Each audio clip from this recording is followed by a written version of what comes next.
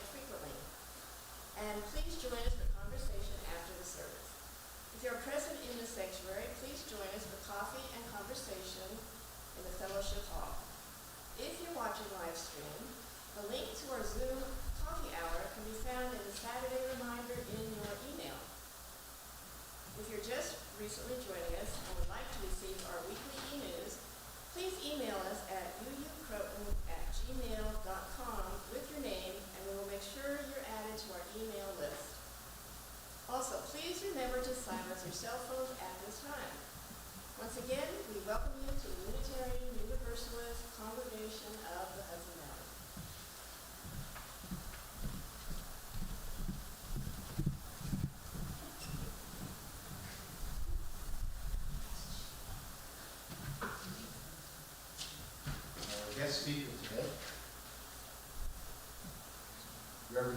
Reverend Michael Tino. They're a part of the lead ministry team, Church of the Larger Fellowship, our UU congregation without borders or walls. CLF's membership includes some 1,800 incarcerated Unitarian Universalists. For 15 years, Michael served as the minister of our sibling congregation in Mount Kisco. They're delighted to return regularly here to UUCHV and to share with FUSCO. seal with their husband and daughter.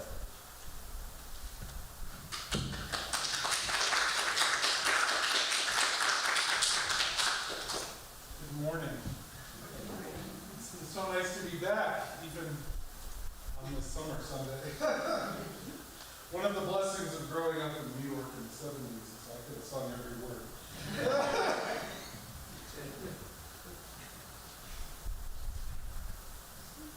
It is traditional in earth-centered services to pay respect to the four directions and their respective elements, invoking the spirits of each to join us in setting aside this circle of worship as sacred.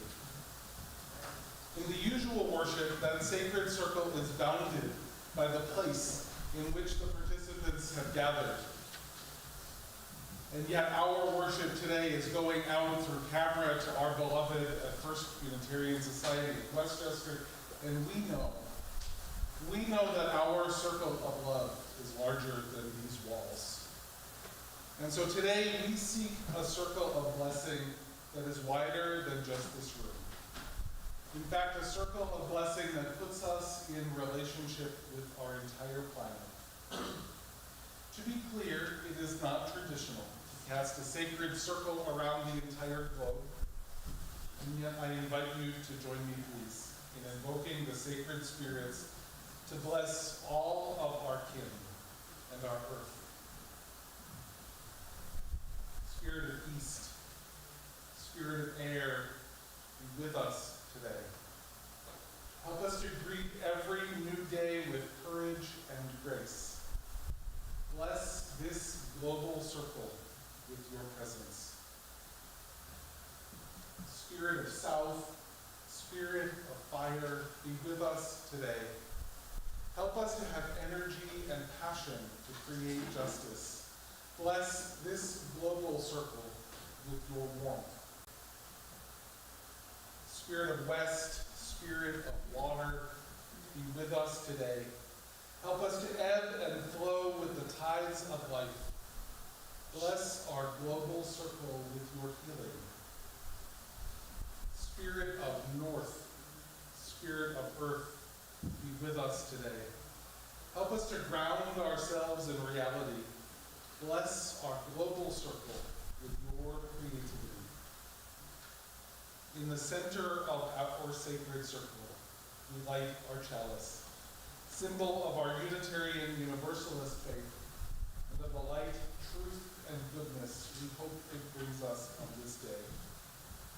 We invoke the spirit of the center to connect us to each other and to our earth. May this sacred circle of blood extend all around our precious planet. May it leave no one out. And let us celebrate that sacred circle around our planet with the ringing of our bells. Who is going to do that today? But I invite you, if you want. We'll ring our bells.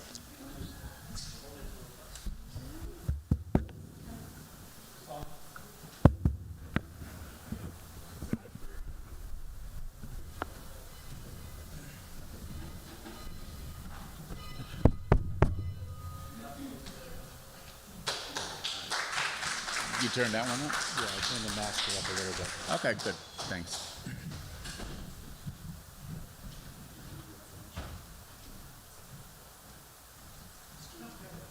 Please join me in our unison affirmation, printed in your order of service. Inspired by love, our mission is to seek our true nature, to connect deeply and openly, and act for justice. Thank you. Thank you very much. Today we are going to be thinking about our relationship to this planet and grounding ourselves in an understanding of the ways in which the earth sustains our life and blesses us. And so as we begin that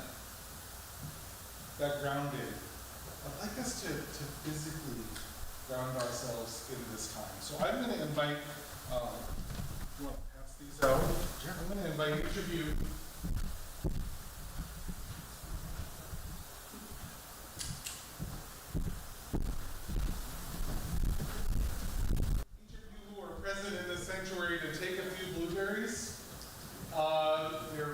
organic blueberries grown in Massachusetts. It was the best I could do for local fruit right now.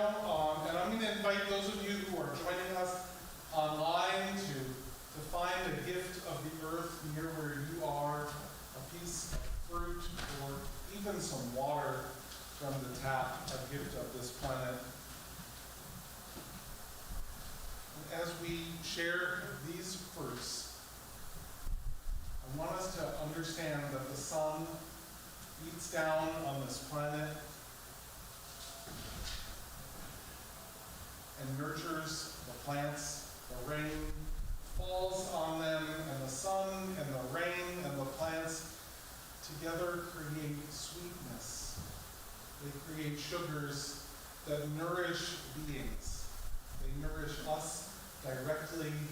They nourish birds and other beings.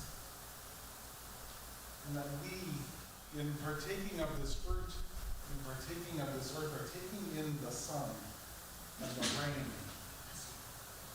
and the energy of the plants and the energy of the bees that pollinate the plants, and that we are being nourished by this fruit, connected to all of the interdependent web of existence. If you haven't eaten your blueberries yet, I invite you to go ahead to taste that sweetness made by those plants, sunlight and carbon dioxide, made by those plants in response to pollinators visiting their flowers. We'll put the rest out of coffee hour. You can finish them. You can finish them at coffee hour. And as you taste that juice that comes from the rain soaked up by roots, taste your connection to this planet and understand that you are part of something greater than yourself.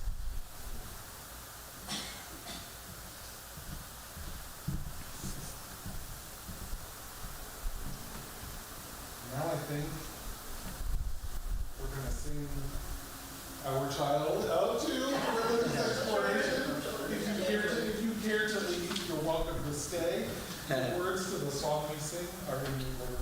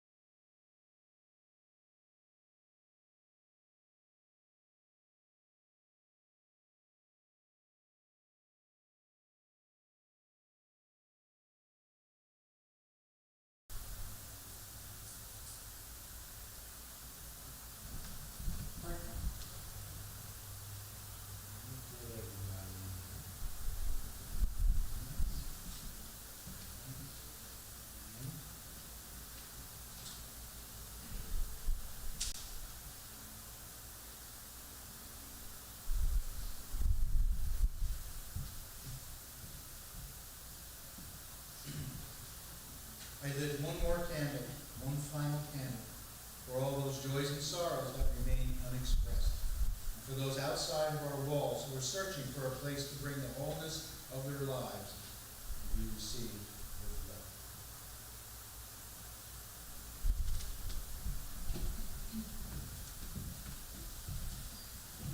Having cast a sacred circle around our globe, and having drawn sustenance from our earth, I invite you to join me in filling that sacred circle with love and care and compassion. To breathe in and breathe out love. To breathe in knowledge of the joys and sorrows in our midst, and breathe out love to all of those who express them. To breathe in knowledge of those joys and sorrows that remain silent in our hearts, and breathe out love to all of those who are holding on to those joys and those sorrows. To breathe in knowledge of those outside the walls of this community who are searching for a place to put their burdens down, searching for a place to love them exactly who they are, searching for a place that will celebrate with them the joys of their lives. And breathe out love to those people. Breathe out love that they might feel love coming to them even if they don't know where it's coming from. You fill this sacred circle, this circle that goes all the way around our globe. And fill it with love, knowing that however far we are from one another, however isolated we are in this world, however alone we might feel in any moment, we are connected. We are connected in love. We are connected in life. We are connected by our great mother, the earth. And we are never alone. May it be so.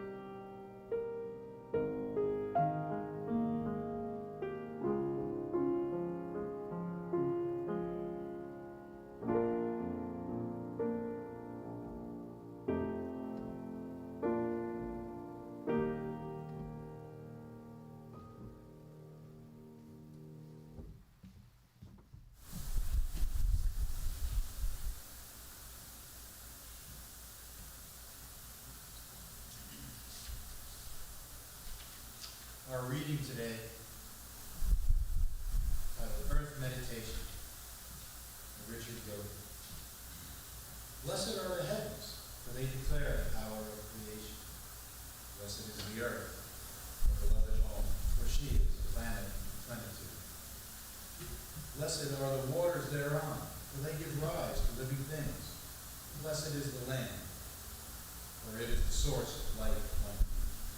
Blessed is the air we breathe, for it fires us to life and love. Blessed are the beasts of the field, they are glorious to behold. Blessed are the birds of the air, for they carve a graceful arc in the sky. Blessed are the mountains, the seas, and the valleys, for their variety makes rich our habitat. Blessed are the fields of grain, the orchards of fruit, for they give sustenance, asking nothing in return. Blessed are the dwellers on earth, for they cherish the privilege of living upon it.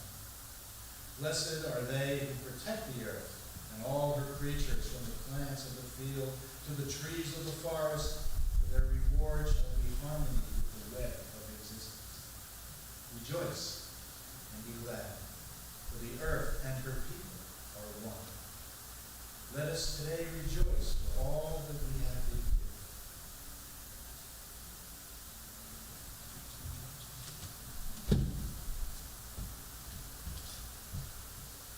So our next hymn is a traditional chant.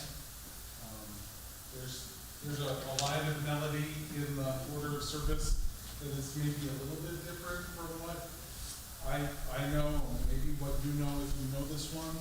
But if you don't know this one, then you'll learn it today.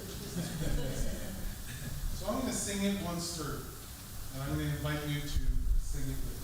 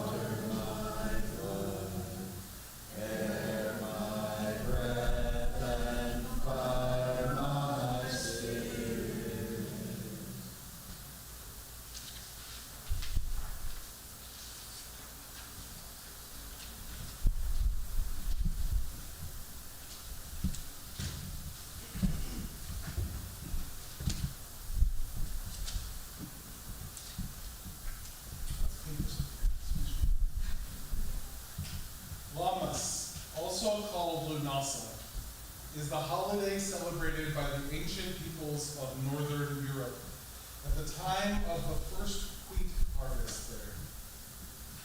As the days begin to shorten after the summer solstice, the grain ripens and the harvest begins.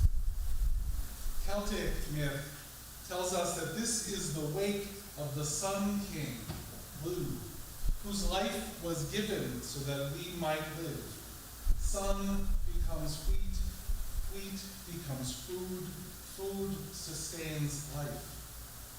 The life of the Sun King, therefore, is baked into every loaf of bread. And thus the sharing of bread becomes a blessing from the Spirit. In modern neo-pagan traditions, the harvest festival of Lammas has added layers of meaning. Lammas is a time to tend to the seeds we have planted, both the actual and the metaphorical seeds, to begin the harvest of the fruits of those seeds. What seeds have you planted this season? What intentions have you sown into the world around you? How are those things coming to fruition? Harvest time is also a season's end, and Lammas thus becomes a perfect time for goodbyes. On Lammas, we reflect upon those things that we must let go of, the metaphorical seeds that weren't planted this year, the things that we might regret, As we say goodbye to the summer sun, we let these things go. What do you have to let go of, beloved? Lammas is also a time when we celebrate the bounty of the earth and the life embodied in the plants that we eat. As my friend Wiccan priestess Casey Carlson writes, it is a time when we celebrate the grain and vegetation that grows and is harvested, giving its life so that we can live and work. And finally, it is a time of preparation for the future, amidst great abundance. Food that was grown during the warmth of summer must be stored properly to provide nourishment for the entire year. And so, on Lammas, we reflect upon those things we have harvested in the last year, the things that are new and good and abundant in our lives. And we think carefully about how we are going to preserve those things as we move forward into the future. In the neo-pagan tradition, Lammas is celebrated each year on or about the 1st of August. So we're a little bit late for the actual holiday celebration, and yet I thought it would still be meaningful for us to celebrate its themes mid-month as we get ever so close to the end of summer in these parts. Because above all, Lammas asks us to be in relationship with the earth, to understand that our very survival depends on it, to understand that the rhythms of our lives pulse with the rhythms of our planet. Lammas asks us to understand that the seeds that we sow, the actual ones and the metaphorical ones, become the harvest that we reap. They become what is there to sustain us through hard times. They become what allows us to be in the relationships that are necessary for our lives. And so, as we celebrate this holiday, even a little late, this holiday when people celebrate the ways in which our lives are sustained by this planet, I wonder if we might think together about our relationship to our earth and how we might be accountable to the planet that sustains our being. We live in a society where the dominant economic paradigm is one of extraction, where the planet and her creatures, including humanity, are seen as resources for the creation of wealth for an ever-decreasing few. And yet, it is possible to push back against this broken relationship.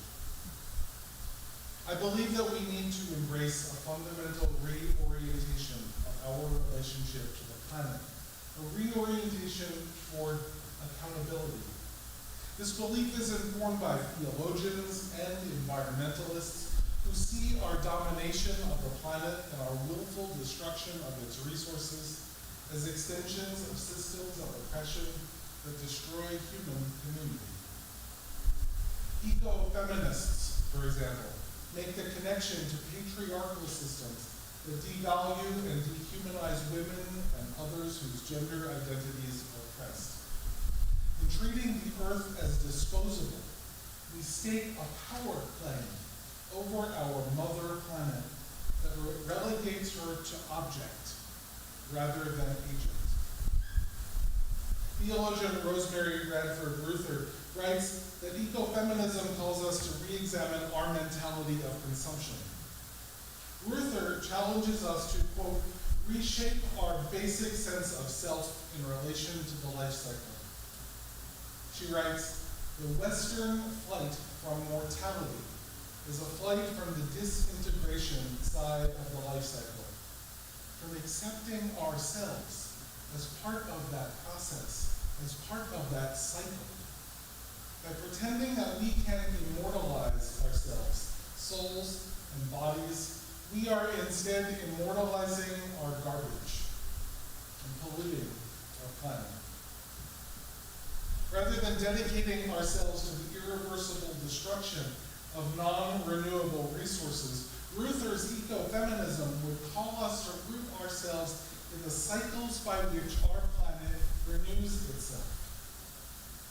Burning wood, for one example, is sustainable if we grow trees as fast as we chop them down for fuel.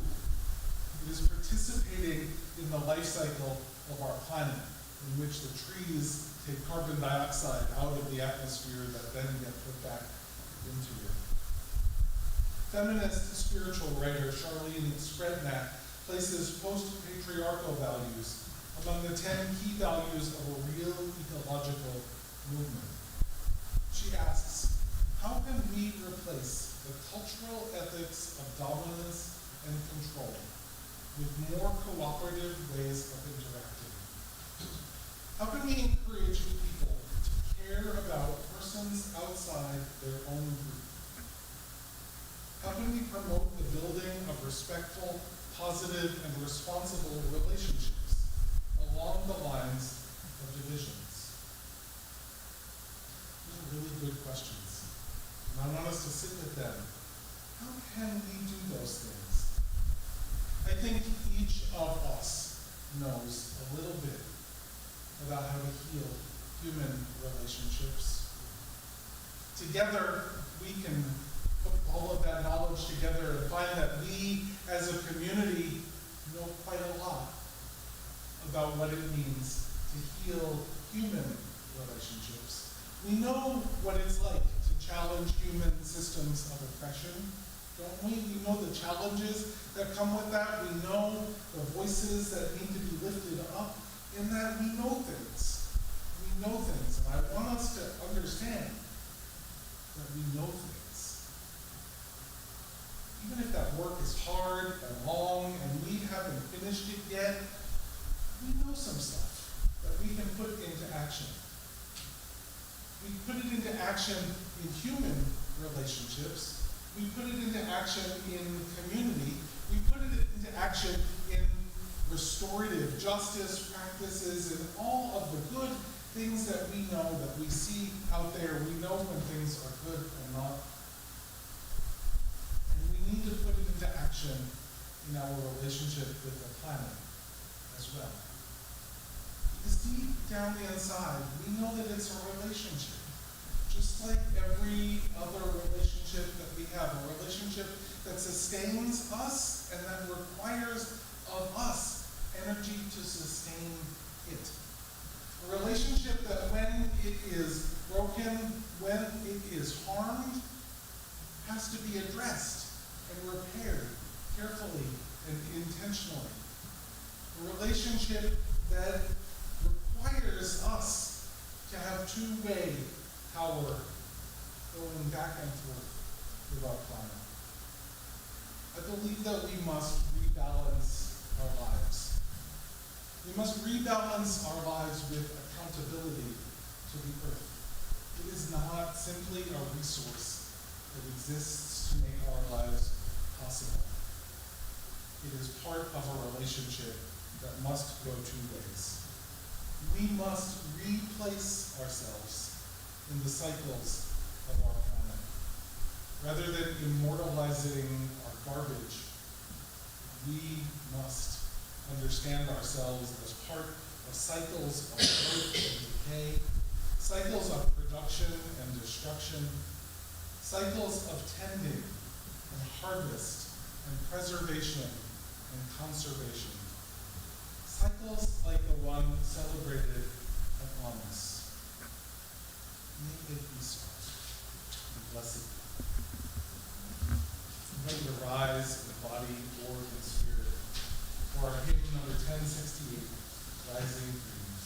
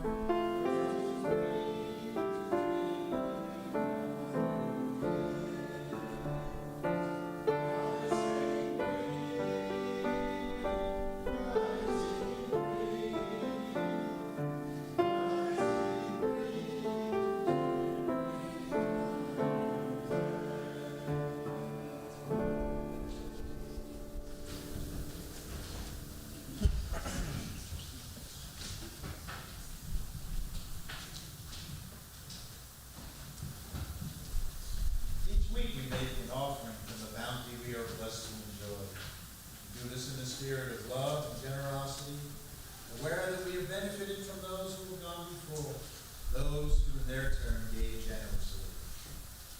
Our offering goes to support the work of love and justice undertaken by this community. Today's offering will also be shared with the UU Service Committee.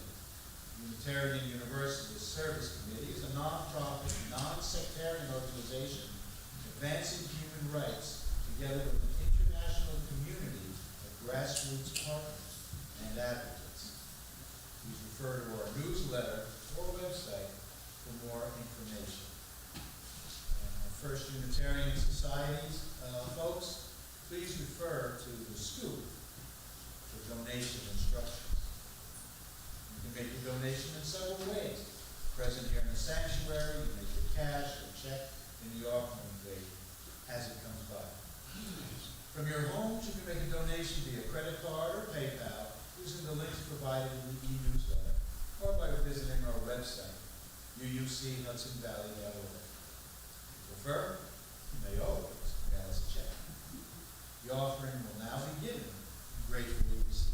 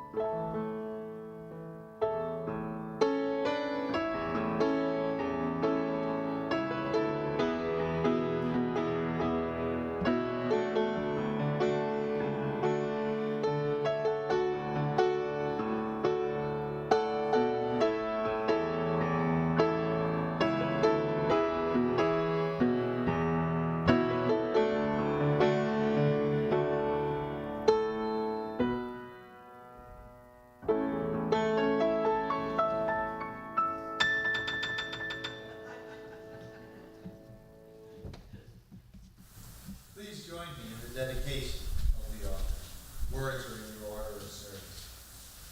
May these gifts and the work of our hands and hearts give power to all we stand for as a community of faith.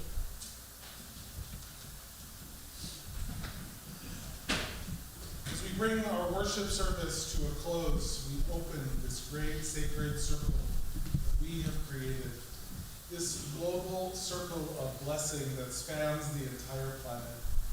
We thank the spirits of the directions for their presence with us, understanding that they are never far from our global community. Spirit of North, we thank you for your presence today. As you go, we ask for your blessings of wisdom. Spirit of West, we thank you for your presence today. As you go, we ask you for your blessings of stillness. Spirit of South, we thank you for your presence today. As you go, we ask for your blessings of strength. Spirit of East, we thank you for your presence today. As you go, we ask for your blessings of newness. And together with our unison words of chalice extinguishing, we extinguish our chalice at the center. Spirit of Center, we thank you for your presence today. As you go, we ask for your blessings of connection. Please join me in the words printed in your order of service. We extinguish this flame, but not the light of truth, the warmth of